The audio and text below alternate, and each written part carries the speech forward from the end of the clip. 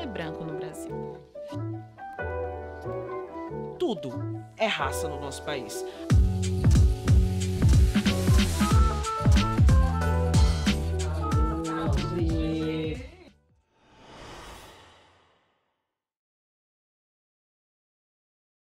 Olá, que bom ter você aqui no Projeto de Assis. O Projeto de Assis é um podcast de conversas abertas, críticas, divertidas e até um pouco ácidas também, sobre assuntos que no dia a dia às vezes a gente evita. A intenção aqui é que a gente tenha conversas mais amenas, como se a gente tivesse mesmo uma conversa de bar, trazendo nossas experiências, nossos insights e nossas propostas para lidar com esses temas complicados. O nome Projeto de Assis é inspirado no grande escritor Machado de Assis, justamente porque ele também tem essa postura crítica, ácida, né? Na literatura dele, nas crônicas, nos livros, em tudo que ele produz durante toda a sua carreira. Eu sou a host, Arlane Gonçalves, sou CEO fundadora da AG Consultoria, uma consultoria focada em cultura, equidade e comunicação. Também sou uma mulher negra de pele clara, me autodeclaro como parda e bissexual. Estou com tranças no cabelo, tranças loiras até um pouco abaixo dos ombros. Estou vestindo aqui uma roupa preta, blazer, camisa, calça jeans azul, sandália rosa. E estou aqui ao lado da Suzane Jardim e da Mariana, que já vão se apresentar. Nós três estamos numa sala, cada uma sentada num sofá individual.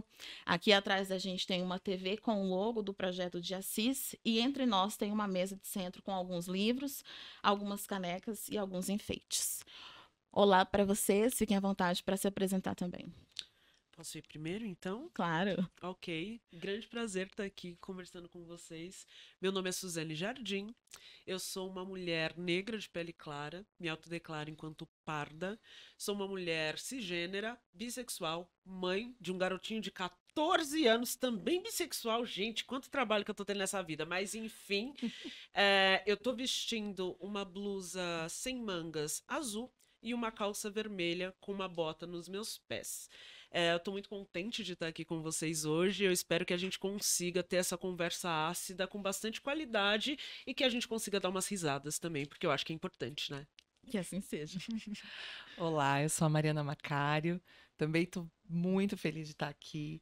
Eu acho que ter conversas ácidas e desconfortáveis é inevitável para a gente lidar com as estruturas que a gente tem no nosso país. Então, eu fico muito feliz da gente ter aqui um ambiente onde a gente pode fazer isso. Eu sou uma mulher branca, cisgênero. Sou mãe de duas, madrasta de uma.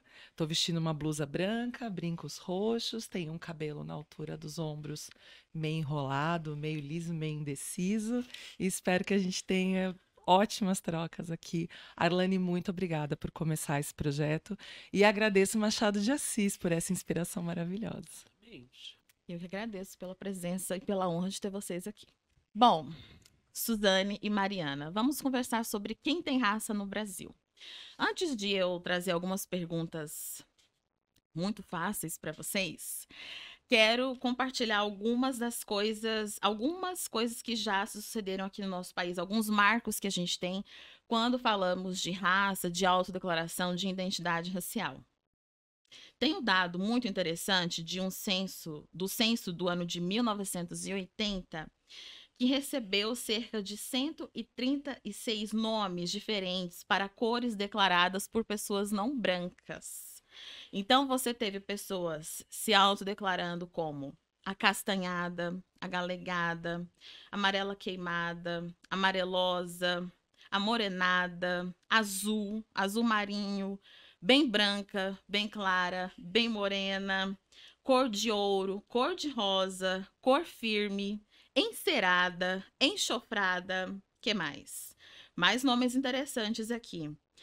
Lourinha, marinheira, meio amarela, meio branca, morena bronzeada, morena bem chegada, mista, morena canelada, morena castanha, morena clara, morena cor de canela, morena fechada, morenão, roxa.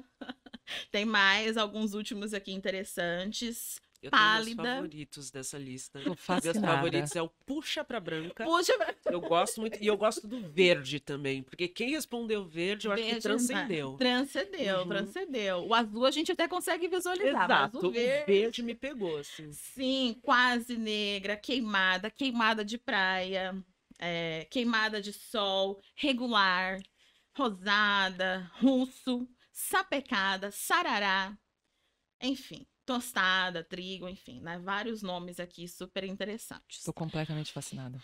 Sim, isso lá em 1980, né? Algumas bolinhas aí atrás.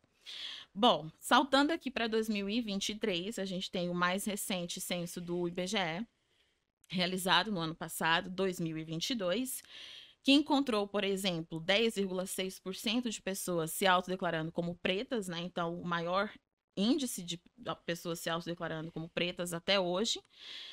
Também 42,8% da população se identificando como branca e 45,3% se identificando como parda. Inclusive, foi a primeira vez também que alguém do IBGE bateu lá na minha portinha. E aí eu tive a oportunidade de me autodeclarar como parda, né, dentro do censo e responder outras coisas também. Achei bastante interessante essa experiência. Bom, né, refletindo sobre essas várias coisas aí do nosso passado e do nosso presente, queria começar perguntando para vocês, então, quem é branco no Brasil? Depende de qual a definição, né? Porque se a gente for no senso comum, na galera, assim, geralmente, se você faz essa pergunta, vão dizer ninguém. Porque eu tenho a minha avó, que era negra, que era índia. Branco no Brasil não tem disso, é só na Europa, que é todo mundo misturado. Imagina, nem tem branco aqui. Então, assim, depende, né? A grande questão é entender como é que funcionam as hierarquias na vida real. Porque apesar da gente ter essa ideia muito baseada numa experiência europeia e norte-americana, a hierarquia racial no Brasil ela existe e ela coloca enquanto branco a pessoa que mais se aproxima do padrão europeu e norte-americano que é considerado branco até então. Então é muito interessante essa pergunta, porque aqui no Brasil a gente tem uma população que se reconhece enquanto branca para ser 42, né? Eu esqueci agora qual foi a porcentagem que você citou, mas é mais de 40%, né, que se autodeclarou branca no censo, mas na hora de falar né, com alguém, eles têm, de certo modo, vergonha de dizer que são brancos. Ah, eu sou branco, mas eu não sou tão branco assim, porque minha bisavó era índia. Eu não sou tão branco assim, porque. Então a gente tem uma noção um pouco errônea. Exatamente porque aqui no Brasil a gente lida com raça de um modo bem diferente da experiência europeia. Então, o branco no Brasil ele tem muito a ver com essas hierarquias, ele tem a ver com essa proximidade em relação ao padrão do que se considera um branco puro, bonito e tudo mais, mas ele também tem a ver com a vergonha que ronda por aí, que ela é muito sintomática, sobre como a gente não fala de raça no nosso país e isso há séculos, não é de agora, né? Concordo totalmente. Eu acho que é bem confuso pensar que branco tem a ver com você pegar um Pantone, Uhum. né, e colocar as pessoas numa. E ver se a cor da T se aproxima daquilo. Acho que as pessoas que começam. Bom, de onde eu falo de alguém. Eu nunca tive, assim, dúvida de que eu era uma pessoa de pele muito clara, mas isso é completamente diferente de começar a entrar na conversa sobre raça, entender o que é raça e entender como que essas hierarquias são ou não declaradas. Então, falando desse lugar, assim, porque não tem a ver exatamente com um Pantone, tem a ver, na verdade não tem nada, tem a ver com essa hierarquia, Uhum. né? Como que essa hierarquia que se relaciona, sim, com a cor da pele, ela não é completamente descolada disso, mas ela é muito mais complexa. Então, como você estava dizendo, tem a ver com o contexto, tem a ver com o lugar. Então, por exemplo, né, dois exemplos assim para mim que deixam isso bastante concreto, até três. O primeiro, pessoas como eu, né, que me sinto bastante branca aqui no Brasil. Sei que tem pessoas que são bem mais brancas que eu, no sentido de estarem ainda mais no padrão europeu, mas quando eu vou para os Estados Unidos, é muito fácil me chamar de latina. E a primeira vez que isso aconteceu, primeiro tudo o que é ser latino, aí tem uma outra conversa sobre isso, e aí você fala, puxa, são as hierarquias, onde tem alguém muito mais branco, você é colocado. E não é só a cor da pele, é exatamente ser brasileiro, né? O outro exemplo é quando a Lia Weiner Schuckmann, que é uma autora que reflete sobre a branquitude, uma das poucas pessoas brancas que reflete sobre branquitude, coloca nas entrevistas que ela fez para o doutorado dela, pessoas aqui em São Paulo, que, por exemplo, eram, no caso das entrevistas, eram cearenses, e por ter a pele clara, se colocavam como brancos.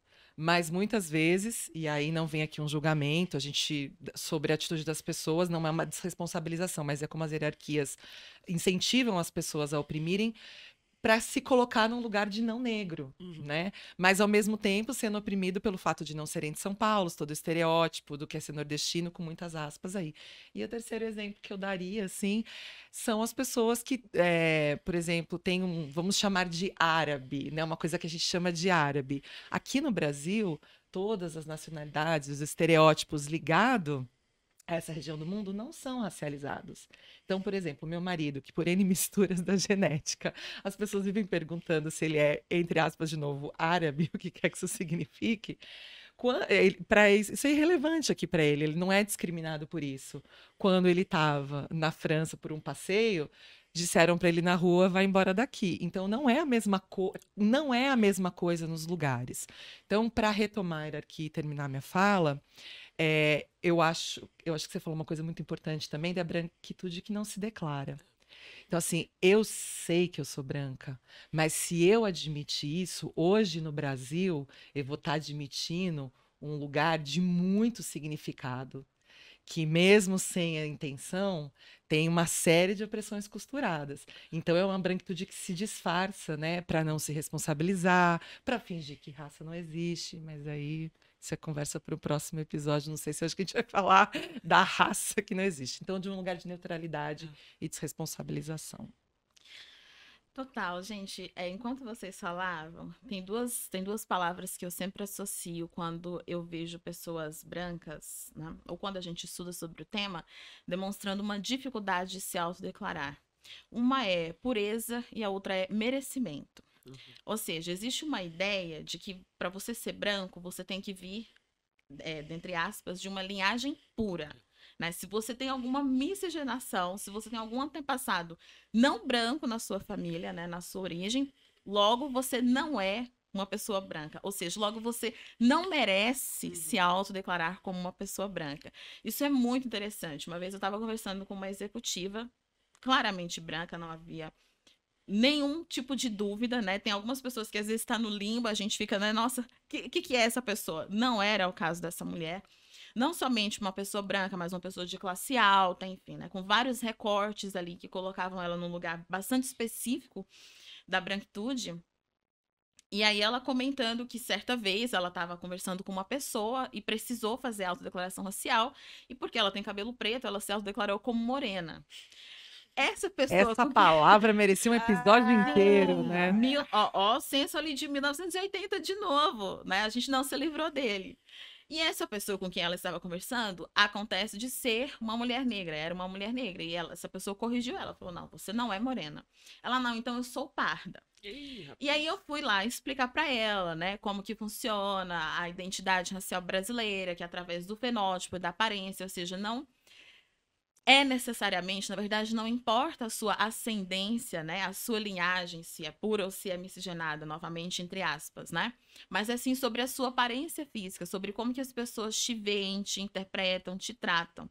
E ainda assim ela continuava, não, porque branca eu não sou, eu tenho uma pessoa indígena na minha família, um antepassado indígena na minha família. Branca eu não sou. E quase que um medo, de fato, né? De se autodeclarar dessa forma, de se dizer dessa forma. Então, é algo bastante interessante de notar, porque outra reflexão que eu tive esses dias, conversando com uma outra pessoa, uma outra mulher negra também, foi o seguinte.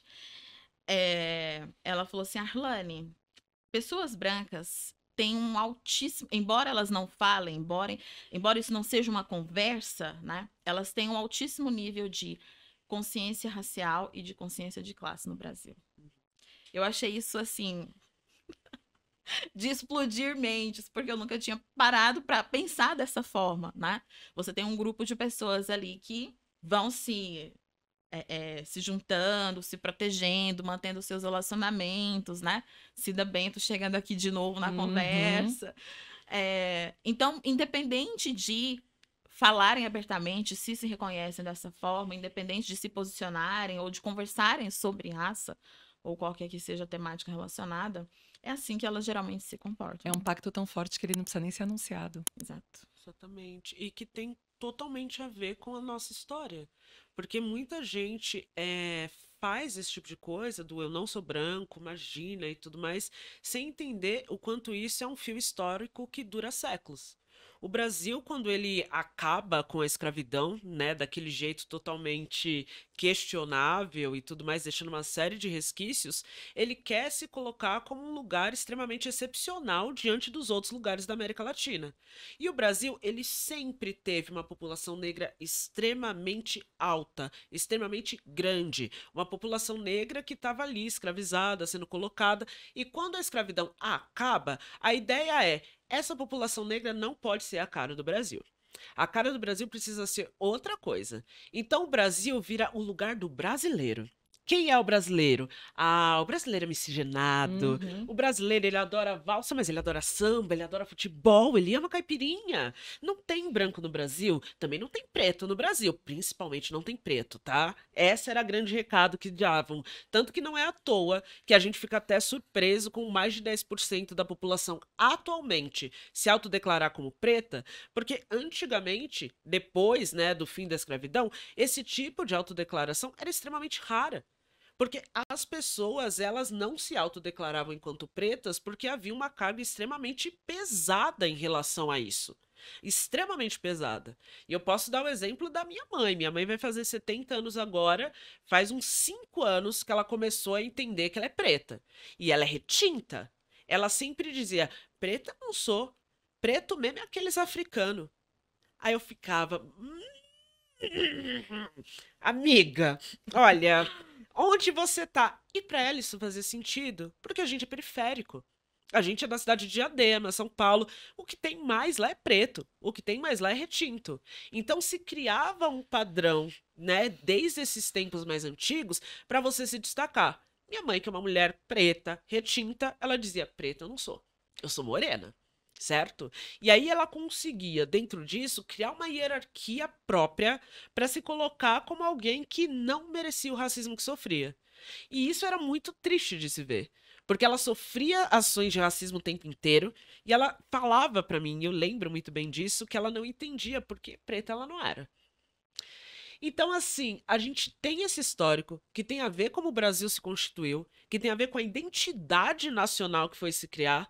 Não é à toa, né, que nossos heróis nacionais, se você vai lá, joga no Google Tiradentes, ele é Jesus Cristo. Não é mesmo, gente? Exatamente. Ele tá lá, branquíssimo, olhos claros, barba. Tem todo aquele imagético que tenta criar os heróis nacionais como se fossem brancos europeus. E quem é o negro no Brasil? O negro, ele é legal. Ele é legal para formar o brasileiro, certo? Por quê? Porque o futebol, porque o samba, porque aquilo, porque aquilo. Mas ele não é a nossa identidade. A identidade do brasileiro é o moreno. E quando você adota essa identidade, você coloca debaixo do tapete as hierarquias e as relações raciais reais. E é isso que a gente chama da tal da ideia da democracia racial, né? Você criar toda uma lógica onde não se nomeia ao mesmo tempo que essas hierarquias elas estão presentes o tempo inteiro. E eu posso falar isso porque, enquanto filha de uma mulher negra retinta, eu via o racismo que ela sofria no cotidiano. Independente dela dizer sou preto ou não sou, o racismo estava ali exposto. E eu sempre falo, eu sofria racismo quando era mais jovem? Sim. Entretanto, o racismo que eu sofria, ele era de outra ordem. Eu lembro que na escola não me chamavam de macaca. Quem era chamada de macaca eram as pessoas retintas, mas eu era chamada de baiana suja. O que é ser suja quando você pensa em raça? O que é você ser colocada como alguém que tem a pele suja?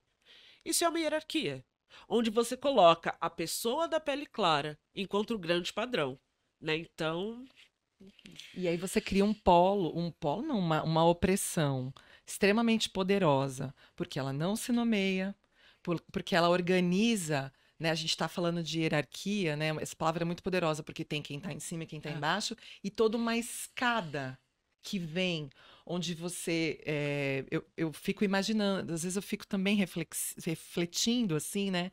A opressão do valor de ser branco, atraindo as pessoas, querendo atrair as pessoas para se afastar da identidade negra. E tanto por achar elementos para que você. Eu acho que não cabe às pessoas brancas elaborar a subjetividade das pessoas negras. Não deve ser. Não cabe comentar. Mas estou falando não de um lugar de entrar na mente, mas eu fico olhando a branquitude operando para dizer assim, vem para cá, se despolitize, se afaste desses valores para vir para o lado do branco, mas é um canto da sereia. Porque eu penso que é para te despotencializar desse outro lugar onde você vai se unir, você vai questionar. Isso também, claro que de uma forma completamente diferente, também, aí é o pacto narcísico dos brancos, vai querer dizer, não fale, não nomeie. E aí, agora, tô um pouco na dúvida, mas a Cida Bento, quando fala do pacto, ela fala, branco, não sei, não vi, não comento, não fale. Então, uma coisa que fecha os olhos mesmo. E lembrei também da Sueli Carneiro, quando ela propõe, né? Tirando o branco, é tudo preto, para juntar mesmo, para trazer essa coisa, eu fico até arrepiada. E quando ela diz assim, vocês que são brancos, vocês que inventaram esse negócio aí, vocês que elaborem isso, né? Pra gente, quando ela diz como pessoa preta e juntando as pessoas, a gente vai se unir, assim. Então eu acho isso muito potente, porque denuncia essa coisa que não se nomeia. Mas que é muito poderosa, mas que eu penso que é isso, atrai para despotencializar. E, enfim, e tirar riqueza, tirar cor, tirar complexidade. Bom, esse embranquecer até o Machado de Assis, né? Se embranquecer Jesus e Machado de Assis. Mas ele tá aqui, gente, não sei se vocês estão vendo, mas ele tá aqui pretinho, tá tudo. Quem escapa, né? Se o Machado, Jesus, vai todo mundo no embranquecimento. E são infinitas Exato. Espero que não sejam, mas parecem infinitas as ferramentas, mas elas não hão de não ser. Enquanto a Suzane comentava a experiência dela na escola, por exemplo, tem uma reflexão que sempre volta à minha cabeça quanto à raça, que é quem é que pode se considerar? Quem é que tem o privilégio de se considerar, de se autonomear, né? Eu lembrei também de uma fala do professor Silvio de Almeida, dele contando que ele, um dia criança, né, foi para a escola, e estava muito frio aqui em São Paulo, então ele estava usando um gorro, né? Assim como todos os demais coleguinhas dele da sala de aula usando gorro. E aí, quando ele chega na sala de aula, a professora vai lá e tira o gorro da cabeça dele. E aí fala, não, você não pode usar o gorro. E ele fala, mas por quê? Todos os meus coleguinhas estão usando? E ela responde, não, porque senão você parece bandido. Ou seja, tem um grupo, né? Tem uma parte aqui do Brasil que pode se autonomear, se dizer branca, se dizer não branca, ou até se autodeclarar como parda, né? Porque se vê como miscigenada. Mas tem uma outra parte que é isso, né? É a baiana suja, é a macaca, ou seja, a sociedade já está nos dizendo. É o outro, é a alteridade, É o né? outro que diz pra gente. Mas se tem um outro, tem um padrão. Exato. Né? Exato. Isso se conecta a uma outra coisa que você mencionou, que foi sobre a ideia de que, ok, uma vez que eu coloco o pé para fora do Brasil, quando eu vou lá para a Europa, quando eu vou para os Estados Unidos, eu não sou uma pessoa branca, eu sou uma pessoa latina. Então, não existe branco, né? Eu confesso que eu acho isso um pouco engraçado. Para dizer o mínimo. Para dizer o mínimo. Porque, assim, o fato de você ser... Eu, Arlane, se eu vou lá para a Europa, ok, eu posso ser considerada latina. Eu ainda serei negra. Eu ainda serei vista como negra. Então, pessoas brancas do Brasil, ainda que lá fora vocês estejam numa hierarquia inferior em relação às pessoas brancas de lá, e sejam chamadas de latinas, vocês continuam sendo vistas Com também certeza. como brancas. Uma coisa não exclui a outra. É verdade. Né? Essa é uma coisa, assim, muito surreal e de ver pessoas que têm conhecimento da pauta étnico-racial, de ver pessoas que têm acesso a essa informação, que inclusive trabalham com essa informação, se autodeclarando como pardas, porque estão pressupondo que a hierarquia racial brasileira está submetida aqui no nosso contexto interno a uma hierarquia, uma pretensa hierarquia externa, internacional, né? Não, porque assim, branco é quem tá lá na Europa, branco é quem tá lá nos Estados Unidos, então eu tô aqui no Brasil, não, então eu sou pardo. Concordo.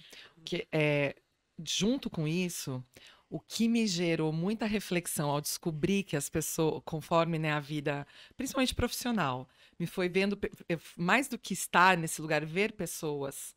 Bom, posso falar aqui também passei um pouco por isso, mas as pessoas perceberem que branco é uma ideia. Eu acho que esse deslocamento, olha só. Então, a pessoa branca, ela está no Brasil fingindo que essa hierarquia não existe, mas ela, acredito eu, que ela está fingindo.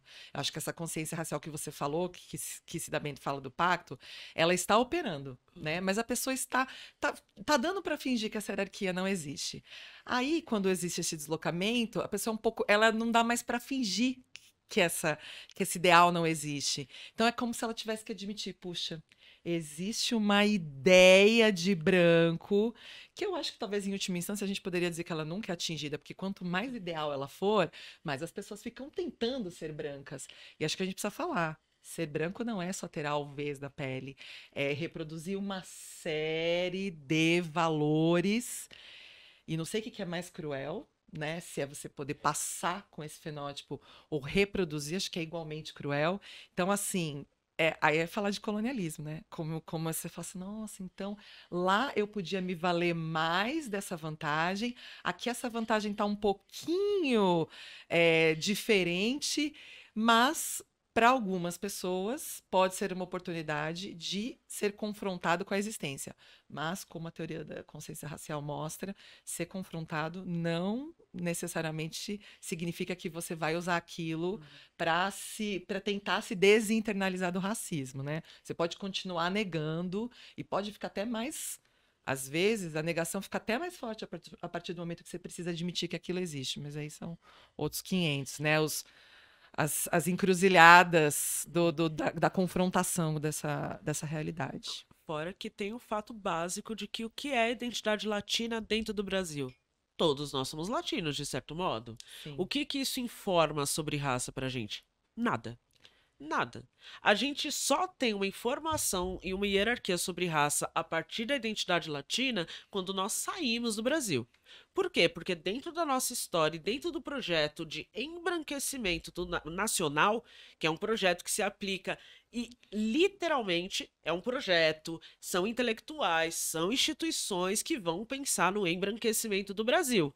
Dentro disso, que ocorreu na história, vocês podem jogar no Google. Vamos lá, de Google, gente, embranquecimento nacional. Sim. Procurem aí sociedade eugênica brasileira, tá tudo aí, existem os dados. Dentro desse projeto de embranquecimento, a identidade latina, ela não informa. Todo mundo no Brasil é latino. Todo mundo é igual no Brasil? Porque, desculpa, tem aquela coisa básica, né? Se você acredita que todo mundo no Brasil é igual e todo mundo no Brasil tem as mesmas chances, e você olha ao redor e vê que quem tem o poder econômico é branco, quem tem hegemonia na mídia é branco, quem é a grande liderança das organizações é branco, então você tá querendo me informar que os brancos são melhores. Porque se afinal de contas todos são iguais e a maioria é branca, você tá querendo me dizer que você concorda que brancos são melhores, certo? Se não, você tem que pensar o quanto isso informa sobre como a gente constitui raça no nosso país. E que a lógica da identidade latina, ela não está aqui. Ela não está aqui, ela não informa sobre a nossa história, ela não informa sobre como o Brasil se constitui.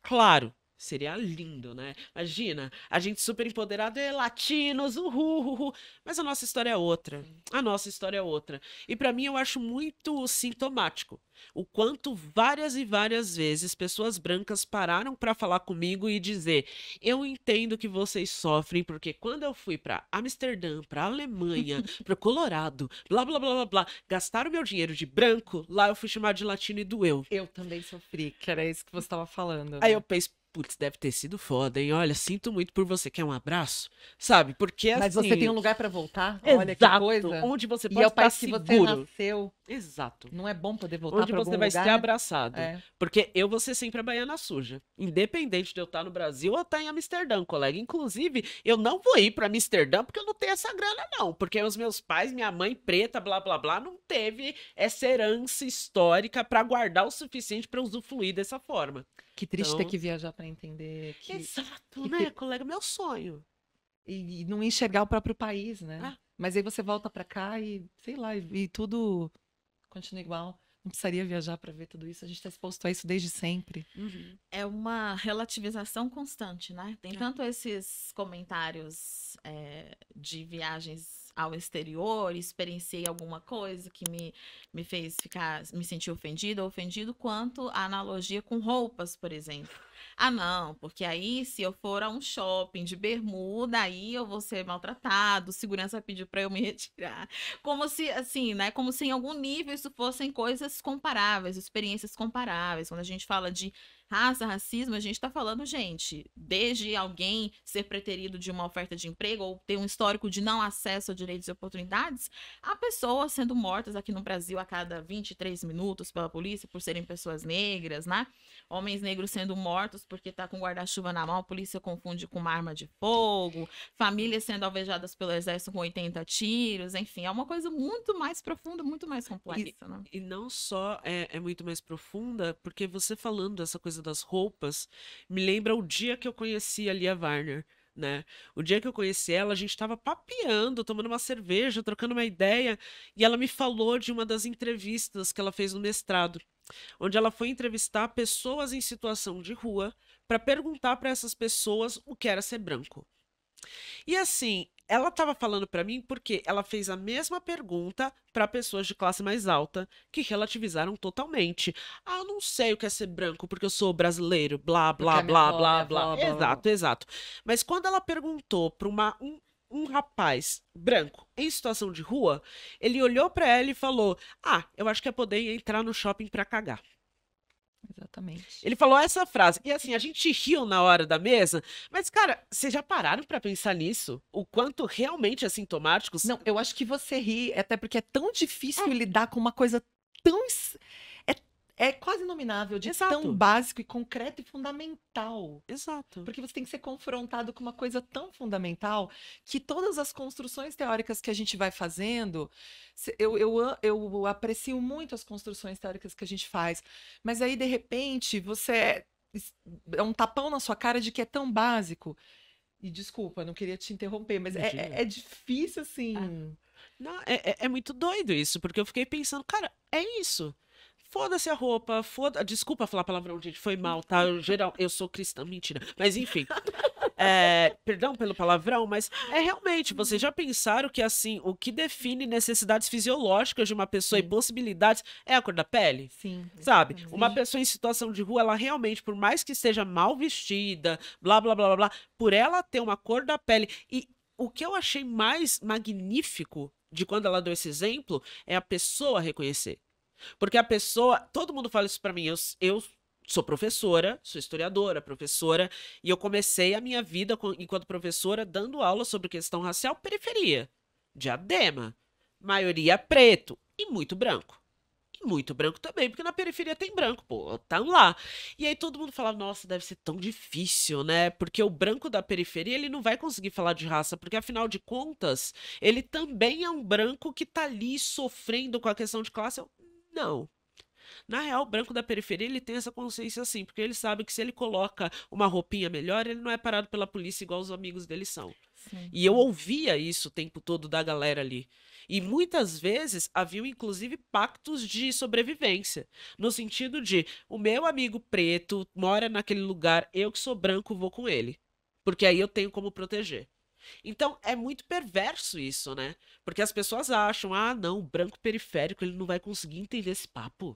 Imagina, olha como vocês são acadêmicos. Como se você precisasse dessa grande construção. Ah! Falar, não, a vida cotidiana mostra pra todo Como mundo. se fosse algo muito teórico, né? Aham. E quando você falou da mulher branca, é muito cruel o que eu vou falar. E sempre, acho que dói, assim. Mas, assim, hoje, se eu tivesse com uma pessoa assim, eu não ia, talvez, ter muita paciência com os meus colegas, pessoas que estão comigo nessa jornada de ser branco e não querer admitir. Falar assim, me fala uma coisa, quantas vezes a catraca travou para você?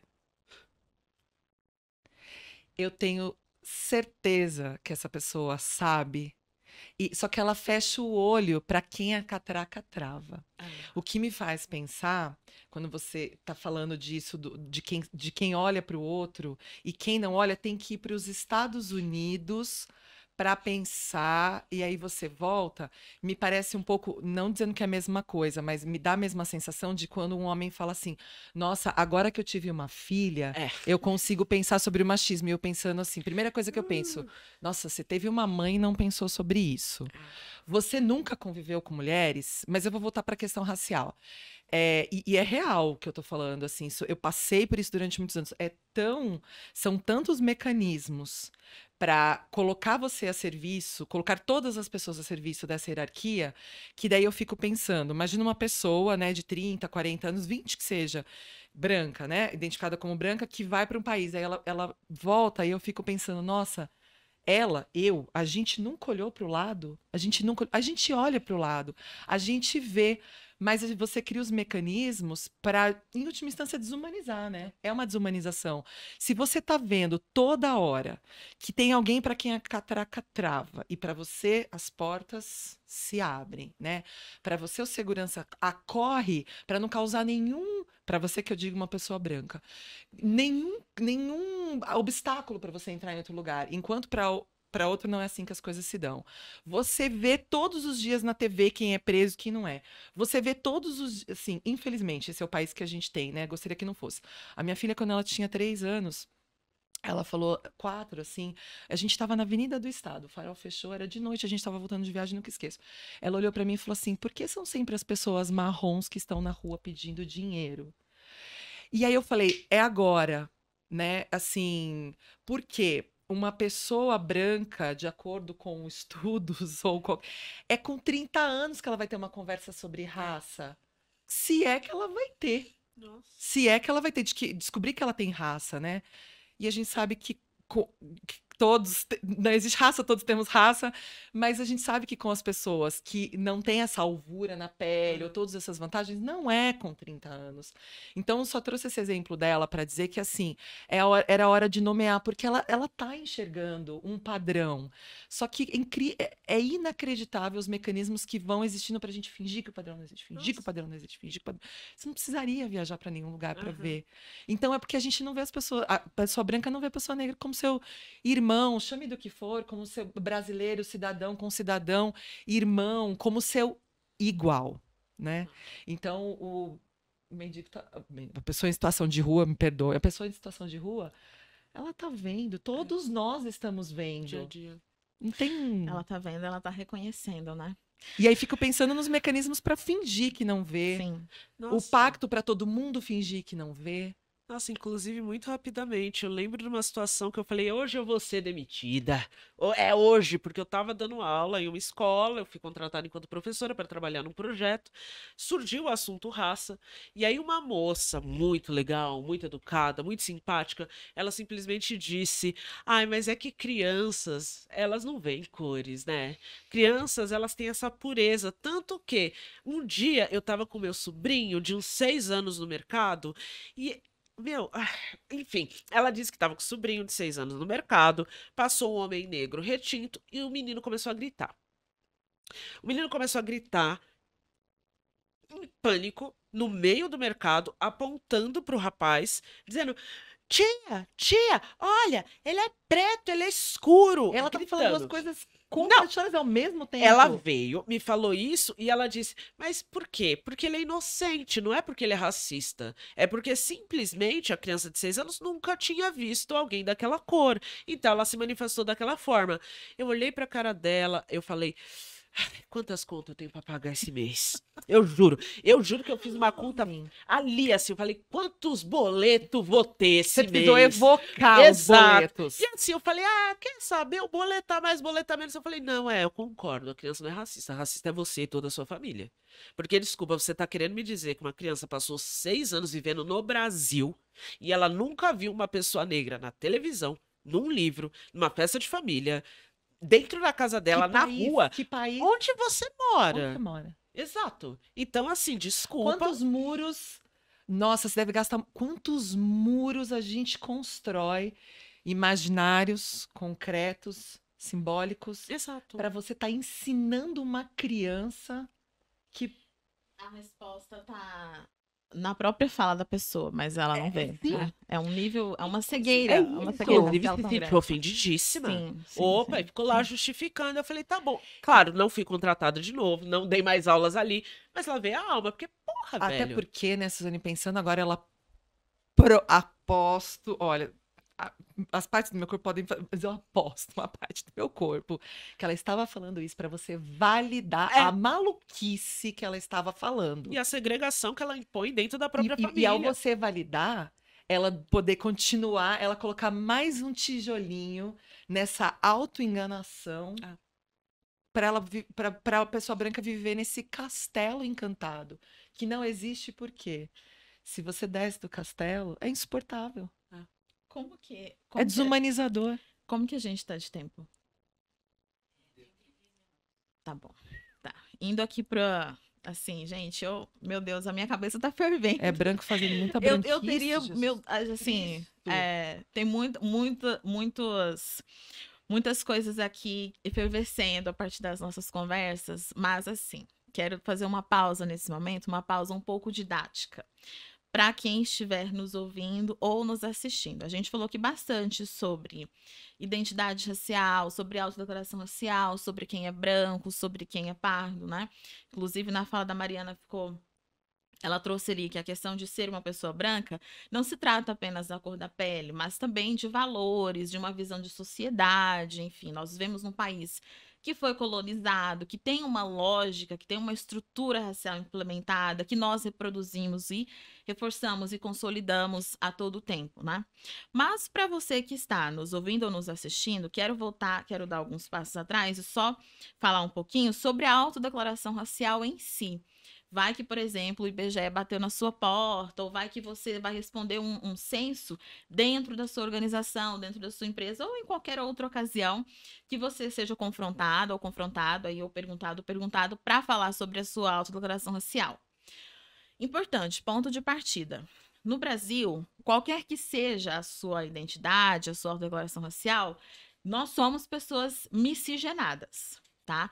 Para você chegar a uma conclusão de ser uma pessoa X ou uma pessoa Y, né, conforme a sua autodeclaração racial, não depende da sua miscigenação, não depende do seu histórico familiar, né?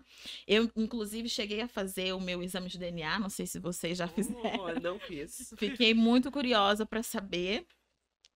Quando chegou o resultado, eu vi ali um 46% e eu li de relance assim errado, 46% europeu. Gente, começou a me dar assim, Palpitação. umas palpitações da minha vida, passar como um filme na minha frente, mas depois eu dei uma olhada, era 46% africano. Mas assim, o ponto tem várias outras porcentagens. Para vocês terem ideia, tem porcentagem de origem japonesa, de origem árabe, judaica, ou seja, ainda assim, apesar de toda essa mistura e apesar, né, de toda essa miscigenação ali nos meus antepassados, eu sou uma pessoa negra. Você olha para mim, vocês olham para mim e vocês leem. Tá, ela não é uma pessoa preta, né? Ela não tem uma pele escura, retinta, mas você tá vendo aqui em mim traços, né, além de um tom de pele, mas também traços relacionados a características de negritude. Portanto, a soma, né, dessa leitura, o resultado dessa leitura é a leitura de uma pessoa negra. Então, quando a gente fala de pessoas brancas, a gente também olha para essa mesma lógica, né? Qual que é o resultado da soma da leitura dos seus traços físicos? A gente usa a palavra fenótipo, mas a gente está falando de aparência física, né? Também, quando a gente fala de pessoas pardas, nós estamos falando de pessoas como eu, como a Suzane, que são pessoas negras de pele mais clara e de traços de negritude menos intensos, digamos assim, né? Quando a gente fala de pessoas pretas, a gente fala de pessoas negras de pele mais escura, mais preta, mais retinta, e tá tudo bem usar a palavra preta, porque nós positivamos o seu significado, nós tomamos posse dessas palavras, né? Então, de pele mais preta, mais escura e de traços de negritude mais intensos, né, mais demarcados. E assim sucessivamente. Se você olhar para a declaração de pessoas indígenas, também estão ali dentro as pessoas indígenas miscigenadas e também quando a gente fala das pessoas amarelas, né, seja pessoas descendentes de asiáticas, por exemplo, enfim. Ou seja, qualquer que seja o seu lugar ali na autodeclaração do IBGE, não importa se você vem ou não de uma linhagem miscigenada, digamos assim. Bom, para a gente finalizar, quero fazer uma última pergunta, então. A gente até começou a falar sobre isso também, mas durante as nossas conversas, uma palavra que a gente usou foi a palavra racializado. Quem que é racializado? Quem que não é racializado? Quem tem raça no Brasil, gente? Branco tem raça? Todo mundo. Todo mundo tem raça no Brasil. E essa que é a grande pegadinha da questão. Porque se você pergunta para a maioria dos brasileiros quem tem raça no Brasil, ele vai falar do preto. Ele vai falar do preto, ele vai falar do pardo, ele vai falar do indígena, ele vai falar do amarelo até, de algum jeito, meio tímido, porque ele não sabe direito onde o amarelo se encaixa. Mas ele vai mencionar. Agora, ele não menciona o branco. Ele não menciona o branco. Mas a questão é, todo mundo tem. Branco também é raça. E se a gente não começar a olhar o branco enquanto uma raça e o quanto isso também informa sobre a branquitude, sobre raça, sobre o Brasil, sobre nossas hierarquias, sobre classe, aí a gente não vai conseguir ter essa conversa com a seriedade necessária. Porque são todos. Mas aí é o que se responde quando essa pergunta é feita. Né? Não concordo, essa questão de você se esconder atrás de uma pretensa neutralidade para não se elaborar, eu acho que em última instância, nossa, essa pretensa neutralidade, ela traz muitas vantagens, porque você pode se abster do debate, você passa por aquilo assim, você não se envolve, né? Você não se envolve, você tem essa grande, para mim, uma grande vantagem de fechar a porta e fingir que aquele assunto não existe. E porque ele não vai vir atrás de você, né? Se ninguém vir e fala assim, você também tem, porque se tem, é essa questão do outro, né? Se tem um outro, tem alguém desse lado daqui. Então, esse silenciamento, para mim, acho que é uma das grandes vantagens, talvez a vantagem última, assim, né? Que a branquitude tem, todo mundo que conseguir passar nessa fresta no Brasil, para mim é uma fresta, né? Porque, mas é isso, quando o teu fenótipo, quando o teu meio permite, quando você foi muito bem ensinado todas as tecnologias para silenciar essa conversa, seja quando você diz assim, ai, não sou, ai, tenho uma avó, no fundo para não assumir, assim, que você tá num lugar e que existe um lugar do qual você se enuncia, do qual você vê as coisas. Então é isso, ou ninguém tem, porque afinal de contas, né, biologicamente, raça não existe, ou todo mundo tem, e a gente tem que falar sobre isso, e tem que falar sobre essa tecnologia que foi criada há muito tempo e operando há muito tempo para hierarquizar, silenciar, aniquilar, né, em vida ou concretamente falando. E quando quando você é confrontado com isso, eu praticamente não consigo entender como alguém não trava quando vê tudo isso, né, e fala, nossa, é isso que se discutindo na minha frente. Ou fico muito perplexa com tudo que a gente queria para continuar seguindo e tal. Sabe então, por que todos não ou é travam? ninguém. Sabe por que não travam? Porque é bom. Porque ser neutro é privilégio. É bom. Quando você é neutro, significa que você é o padrão e você é a norma. Sim. Se você é um neutro, se você não tem raça, você tem toda a razão. É a régua. E você volta para esse lugar muito confortável. Exato. É muito confortável.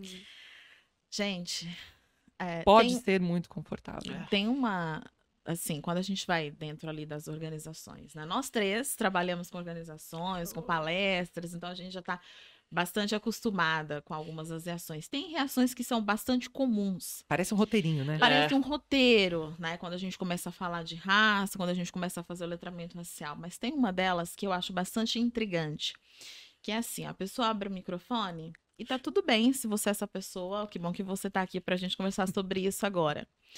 Mas a pessoa abre o microfone e ela começa a falar assim: não, porque eu não discrimino ninguém por cor, eu sou uma pessoa, eu fui criada para ser uma pessoa, para ver todo mundo igual, para tratar todo mundo igual. Adoro samba. Adoro samba e tudo mais. Inclusive, eu tenho um amigo que é negro e que eu chamo ele de negão, mas é um apelido carinhoso e tudo mais. E ele não se importa com isso, né? A gente tem uma relação de longa data, a gente se ama, se respeita, tá sempre saindo junto e tal. Eu dou uma pausa quando eu recebo esse comentário e aí eu retorno a pergunta para a pessoa. Eu falo assim: não, que bom que você tem, né, uma amizade de uma pessoa negra na sua vida. Mas eu queria te fazer a seguinte pergunta: por que que você faz questão, ou por que que você acha que importa chamar um homem negro pela cor dele? Chamar um homem negro de negão? Por que que isso importa, a ponto, inclusive, de você trazer isso aqui pra gente como uma questão a ser validada dentro da pauta, dentro da questão étnico-racial? Você já parou para pensar que não existe, assim, nunca passou pela sua cabeça, não existe essa possibilidade de você considerar essa uma questão com o mesmo nível de importância para você chamar pessoas brancas, por exemplo, de branquinha, brancão? Azedo. Não existe esse paralelo, né? Pode até ter alguma instância, alguma exceção, né? Você chamar alguma pessoa ali de branquinha, etc. Mas isso não se compara. Não está no mesmo nível, não é equivalente, né? A questão é tão importante para você que você quer dizer para mim que, assim, eu não sou racista e inclusive, o meu amigo negro valida eu identificá-lo pela cor dele. Por que que existe essa diferença? Por que que existe essa disparidade? Então é isso. É daí que a gente começa a entender quem é que tem raça, né? A pessoa branca, ela não tem raça. Ela é um indivíduo. Ela é uma pessoa. Ela tem a própria história, ela tem a própria individualidade, as próprias características dela. Aonde quer que ela esteja, ela está porque ela fez por merecer, foi esforço próprio. Agora, quando a gente fala de negros, de pessoas negras, não tem pessoas negras aqui dentro da organização, porque elas não são competentes o suficiente. Elas, coletivamente, é uma característica desse grupo. Esse grupo não é competente o suficiente, esse grupo não se esforça o suficiente, esse grupo não faz por merecer. Não chega na universidade, né? Enfim. Ou seja, você tem uma atribuição de características a um coletivo, né? Você tem uma forma de tratar esse coletivo e de identificar esse coletivo, como chamar de negão, como chamar de negona, por exemplo. Chamá-los, identificá-los, inclusive, pelas características, né, da raça, pelas características ali do fenótipo, da aparência, ao passo que, para pessoas brancas, né, não se aplica em nenhuma instância o mesmo, né? Então, só retomando a fala que a Suzane trouxe no começo, todas as pessoas têm raça, inclusive você que é uma pessoa branca. E mesmo que não exista esse reconhecimento verbal, né, ou externalizado, existe um coletivo, existe um conjunto de características, né, que denomina, que exibe quais que são aí as formas que as pessoas brancas se comportam, tomam decisões, enfim, vão lidando aí com os desafios e as coisas da vida. Tem tanta coisa. Temos que mover de tema? Sim, não, pode falar, Mari. Não, eu acho que você deu um exemplo muito bom e a gente tem que mencionar, né? Porque sempre tem o cara que vai falar do amigo negro, mas também tem a pessoa que vai falar: eu, por exemplo, já namorei 2 negras. Eu, por exemplo, minha esposa, ela é uma negona linda, sabe? E é muito cruel isso, né? O quanto você usa a sua colocação da diferença, porque você tá pontuando a diferença pra tentar passar que não há diferença alguma. É muito cruel, de certo modo. Como 2 coisas tão opostas podem estar sendo ditas e quem ouve não vai achar aquilo esquisito. Uhum. Você você fala, eu enxergo, mas depois você vem e despotencializa. Exatamente. Então, assim, eu tô falando que eu tô vendo o que você tá falando, mas eu já achei um jeito de dar uma volta nisso. Exato, porque eu amo, porque eu gosto, porque é meu amigo, porque é negona, porque é minha empregada, porque é quase da família. Então, aí... tem tanta coisa nesse exemplo que você trouxe, ele se repete tanto. O meu coração também, assim, ficou em suspenso. Não foi menos cruel você trazer essa questão da amizade, dos afetos, Mas quando vem daquela formulação, não, inclusive, eu tive uma mãe preta, Ai, minha eu amiga. tive uma empregada preta que me criou. Essa é das mais pesadas. Ou, nossa, não, eu tenho uma empregada. Eu acho que hoje em dia é mais difícil, né? Nos ambientes a pessoa vai falar, não, eu tenho uma empregada que é negra, mas essa da mãe preta É. e tal. Ainda eu acho que acontece bastante num ambiente, talvez, que a pessoa tá em menos pessoas. Mas essa questão como o afeto, até o afeto não impede, né? Então você está dizendo que você tem afeto por algumas pessoas, tem tantas camadas, então assim, É. você tem um amigo negro, você tem dois amigos, né? Você fala assim, nossa, num país de maioria negra, você tem dois amigos negros, aí volta para aquilo que você falou da pessoa que disse que viu um. Você fala assim, não, eu sou capaz até de ter afeto por uma pessoa negra, e Parece- mesmo assim não admito que existe hierarquia, e para terminar ainda tudo isso, assim, tipo, a cobertura do bolo da branquitude é você.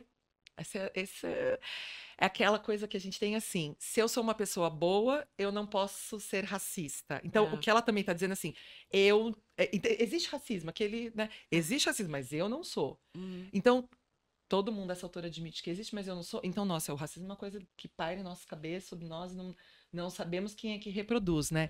Então, você vai extraindo assim, tá tudo nessas falas que ainda são ditas com a intenção de, na verdade, de despotencializar o trabalho que está sendo feito, né? É por isso que a gente sempre brinca, né? Quando vem alguém e fala, ah, não, porque eu já tive uma namorada negra, eu falo, pô, desculpa, você não leu a atualização? Agora você precisa de 4 namoradas negras para ser considerado não racista. Falta 3, sabe? Então, Tem que trabalhar mais um pouquinho aí. exato, atualização 2023, vamos Nossa. lá, mudou. Dá um refresh aí, ó, aperta o botão. Sim. Gente, assim, pra gente fechar essa discussão. E é capaz da pessoa não entender. Não entender Não e entender, começar, ela vai né, vai ativar atrás, as buscas vai dela. atrás, vai Exatamente. mudar lá no Tinder, não vai entender a ironia. Vai entrar no Dengo, É. o Dengo. E vai tirar uma foto mais escurecida para dizer que não é tão branco assim. Sim, tô aqui pra cumprir a minha cota de Que é 4. branco e gosta de samba. Ai, gente, olha, Só assim, rindo, meu Deus. a gente falou aqui de afeto, e acho que em algum momento a gente falou, por exemplo, quando a gente fala da pauta de gênero, né? Aí algumas pessoas falam, porque eu tenho uma esposa que eu amo, eu tenho 2 filhas que eu amo, porque eu tenho uma mãe, enfim. Embora também essa discussão sobre relações raciais seja sobre afeto, também chegamos aí nessa dimensão, numa primeira instância, não é sobre afeto. O ponto de partida da conversa não é sobre afeto, é sobre relações de poder.